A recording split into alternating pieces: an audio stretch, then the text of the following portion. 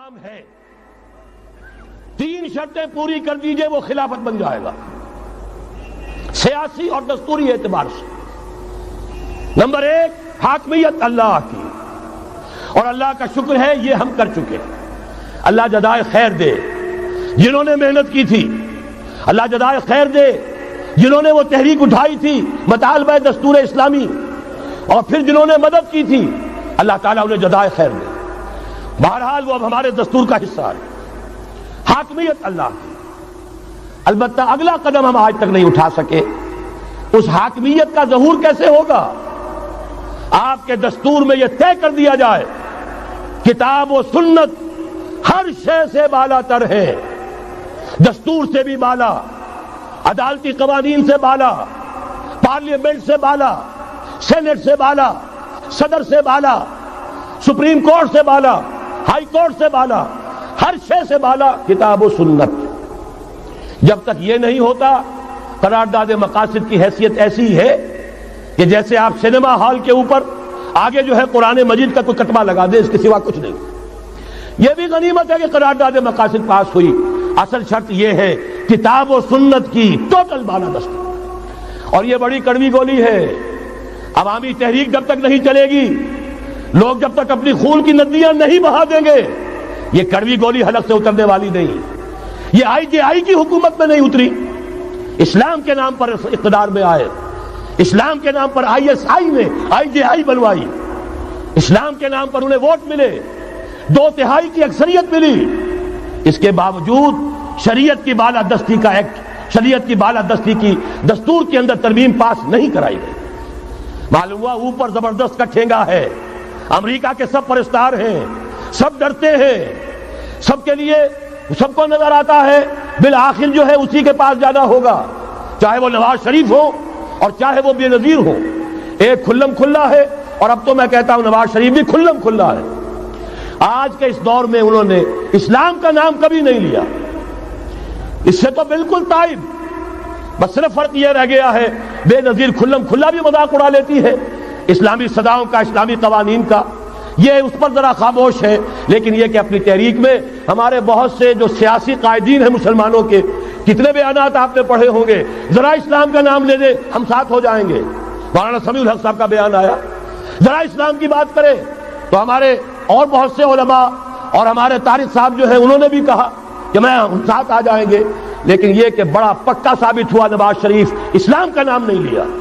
یہ بات جان لیجئے، یہ اس کے بغیر، قربانی کے بغیر اصل یہی منزل ہے، اصل کٹھن یہی ہے۔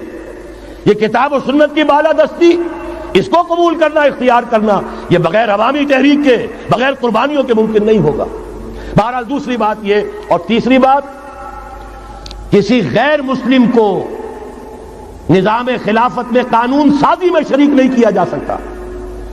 جس قانون کی بنیاد کتاب و سنت، جو نہ کتاب کو مانے نہ سنت کو مانے، اس کا اس ملک کی قانون ساز اسمبلی میں جانے کا مطلب کیا ہے؟ ان کی علیحدہ اسمبلیاں ہوں، ان کے جو حقوق ہیں مائنورٹیز کی حیثیت سے ان کی گارنٹی دی جائے، ان کی جان، مال، عزت، آبرو کا پورا تحفظ، ان کی پوری مذہبی آزادی، ان کی عبادت گاہوں کی پوری ضمانت، ان کی حفاظت کی، ان کا پرسنل لا ہو، سب کچھ ہوگا۔ قانون سازی میں غیر مسلم شریک نہیں ہو سکتا، نظام خلافت کی اعلیٰ ترین سطح کی پالیسی بنانے میں غیر مسلم شریک نہیں ہو سکتا۔ یہ معاملات ہمیں، یہ کڑوی گولیاں ہیں، لیکن صرف 3 گولیاں ہضم کر لیجئے، یہ نظام خلافت کا نظام بن جائے گا۔ البتہ چوتھی بات اور عرض کر دوں، وہ کہتا ہوں بہتر ہے کہ اس پارلیمانی نظام کی لعنت جو انگریزوں کی وراثت کے طور پر ہمیں ملی ہے، اسے چھوڑ کر صدارتی نظام اختیار کیا جائے۔ وہ صدارتی نظام جو نظام خلافت سے قریب تر ہے، انہوں نے ہم سے لیا ہے۔ اقبال نے کہا ہے، ہر کجا بینی جہان رنگ و بو، زاں کے از خاکش برو یا دارزو، یا ضرور مصطفیٰ ورا بہاش، یا ہنوز اندر تلاش مصطفیٰ۔ اگر کوئی اچھائی ان کے پاس ہے، وہ نور مصطفیٰ سے مانگی ہوئی ہے۔ یہ خلافت کے نظام کا چربہ ہے۔ ایک شخص کو منتخب کرو، اب اسے اختیار دو، اس کے ہاتھ کھلے رکھو، اسے کام کرنے دو۔ ہاں، امپیچمنٹ کا نظام ہو، غلط ہو تو اسے سیدھا کرنے کا نظام ہو، اس کے لیے آپ امپیچمنٹ کا نظام آج کی جو امریکہ کی حکومت ہے اس میں بھی ہے۔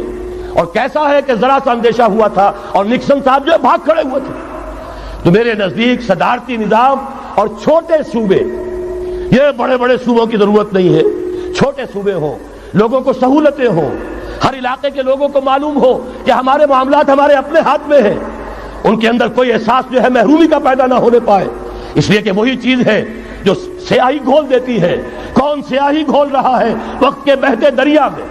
یہ ساری سیاہیاں جو سندھ میں گھل رہی ہیں، بلوچستان میں گھل رہی ہیں، سرائکی کے علاقے میں گھل رہی ہیں، ان سب کا علاج ہے چھوٹے صوبے بناؤ، لیکن یہ چیزیں خلافت کی شرائط میں سے نہیں ہیں۔ بہتر بات ہے، دنیاوی اعتبار سے بہتر بات ہے، انتظامی اعتبار سے بہتر بات ہے، باقی اصل شرائط تین: اللہ کی حاکمیت کا اقرار جو قرارداد مقاصد میں بالفعل ہے، کتاب و سنت کی ٹوٹل بالادستی، سپریم کورٹ کو اختیار دیجئے وہاں جا کر کوئی بھی شہری پاکستان کا کوئی بھی عالم دین اگر ثابت کر دے فلاں قانون، فلاں ہدایت، فلاں انسٹرکشن، فلاں کوئی حکم جو دیا گیا ہے کتاب و سنت کے منافی ہے، فوراً کل عدم ہوگا۔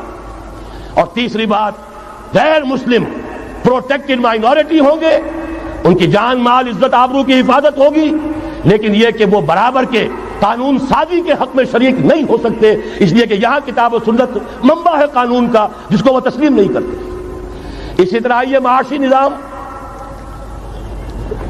موجودہ سرمایہ دارانہ نظام، بہت بڑی لعنت، بہت بڑی لعنت، بہت بڑی لعنت۔ لیکن جیسے آپ کو معلوم ہے، آج ہی ابو جہل کہہ دے لا الہ الا اللہ محمد الرسول اللہ، مسلمان بن جاتا؟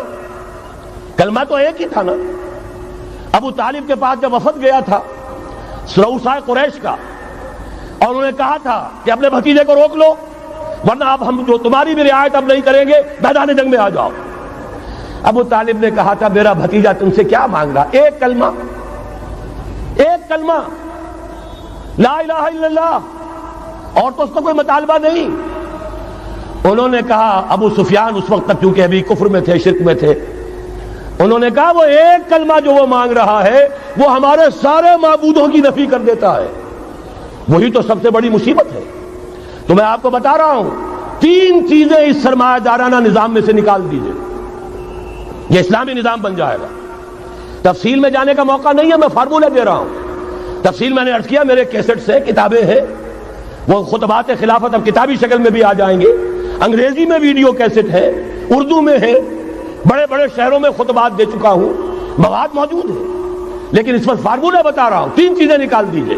نمبر ایک، سود نکال دیجئے، اس میں بھی اللہ کے فضل و کرم سے پیش رفت ہمارے ہاں ہوئی۔ فیڈرل شریعت کورٹ نے فتویٰ دیا اور اتنا زبردست ججمنٹ لکھا ہے، پوری دنیا کے لیے رہنمائی کا ذریعہ بن جائے گا۔ یہی وجہ ہے کہ مجھے معلوم ہوا ہے موجودہ حکومت نے اس کی اشاعت روک دی ہے، باہر کے ممالک سے ڈیمانڈ۔ میں جب انگلستان میں تھا ابھی 2 مہینے قبل، وہاں کچھ لوگوں کے سامنے تذکرہ کیا، انہوں نے کہا ہمیں منگا کے دیجئے، بنگلہ دیش کے مسلمان تھے، ہمیں منگا کے دیجئے۔ میں نے یہاں لکھا، معلوم ہوا کہ نہیں، وہ مل ہی نہیں رہا، بلکہ کہہ دیا گیا اسے مت چھاپو، اس کی اشاعت بند ہو، اس لیے کہ وہ کلمہ خیر کہیں پھیل نہ جائے۔ یہودی کا اگر علاج ہے، جیسے آپ نے سنا تھا بچپن میں کہانیاں، دیو کی جان ایک طوطے کی گردن میں ہے، طوطے کی گردن مروڑ دو گے دیو مر جائے گا۔ یہودی کی جان سود میں ہے۔ یہ سارا ہتھ کنڈا اس کا جو ہے، جو ورلڈ ڈومینیشن یہودی چاہ رہا ہے، وہ مالیاتی نوعیت کی ہے، وہ اپنی حکومت قائم نہیں کرنا چاہتا۔ حکومت کے تو بڑے کھکھیڑ ہوتے ہیں، بڑی ذمہ داریاں ہوتی ہیں، لوگوں کی تنقیدیں سننی پڑتی ہیں، بھوکے بھیڑیے کبھی ٹوٹ پڑتے ہیں، لہذا ان کو چھوڑو، حکومت وہ خود کریں۔ ہاں وہ محنت کریں حیوانوں کی طرح، ملائی ہمارے پاس آتی چلی جائے، زندہ رہنے کی حد تک تو ان کو دیں گے، جیسے تانگے والا گھوڑے کو بھی آخر دانہ تو ڈالتا ہے کہ اگلے دن پھر اسے جوتنا ہے تانگے کے اندر، لیکن اصل کمائی تو اس کی ہے جو ہو رہی ہے۔ صرف یہ مالیاتی نظام اور اس کا ایک ہی لفظ کے اندر توڑ ہے، سود ختم اور یہود کی گویا کہ جان نکل جائے گی۔ یہی وجہ ہے جیسے ہی فیڈرل شریعت کورٹ کا فیصلہ آیا تھا، وہ جو کوئی چیزیں پائپ کے اندر